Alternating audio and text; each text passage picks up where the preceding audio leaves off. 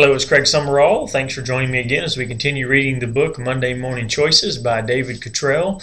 This week we start chapter 3. Chapter 1 obviously dealt with the no victim choice. Chapter 2 dealt with the commitment choice. Chapter 3 deals with the values choice. Let's get started.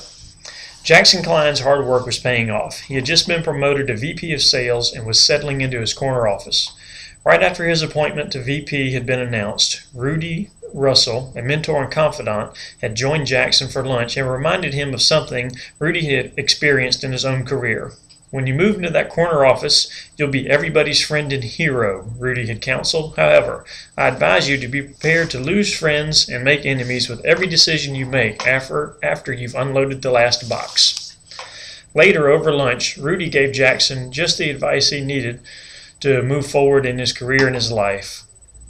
"My grandfather used to tell us, 'Hold your friends close and your enemies closer,'" said Jackson's mentor. "I always thought that was strange advice, but I've followed it several times in my own career. What I learned was this: by getting to know your enemies, you soon figure out how they think, how they react, and that they can help you stay a step ahead when it comes time for the race." Never compromise your values, even if it means going it alone, because it will pay off later. Values are defined as the accepted principles or standards of an individual or group. Knowing what they are is different from actually living by them. It's a It's a continuous test. Even though you understand what your values are, there will be conflict when you have to make choices, so stand by your values. Unfortunately, that will sometimes lead to enemies. Enemies normally surface because of a values clash. The values you have chosen to be a non-negotiable part of your life are in conflict with someone else's values.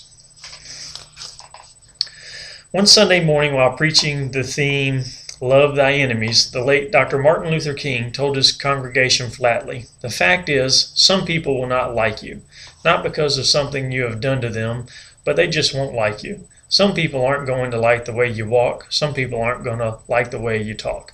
Some people aren't going to like you because you can do your job better than they can do theirs." As the old saying has it, you can please all the people some of the time and some of the people all the time, but you cannot please all the people all the time.